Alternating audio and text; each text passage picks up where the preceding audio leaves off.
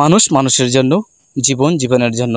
সুপ্রিয় দর্শক, আমাদের মৌখিগঞ্জ মিডিয়া ও চারবাই মিডিয়ার পক্ষ থেকেই সবাইকে, দেশ বিদেশের সবাইকে জানাই সুস্বাগতম।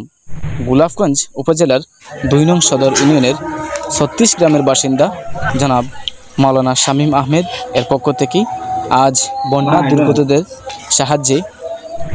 সাহায্যার্থে ৮ নং ও ৯ নং ওয়ার্ডে ত্রাণ বিতরণ করা হচ্ছে।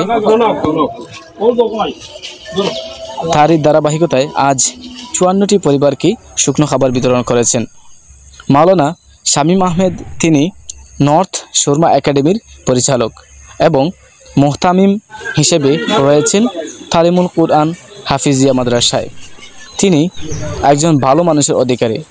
তিনি আজ এক বার্তায় বলেন, যদি কোনো হৃদয়বান ব্যক্তি থেকেই থাকেন তাহলে এই বন্যা দুর্গত এবং ক্ষতিগ্রস্ত মানুষের পাশে দাঁড়ান।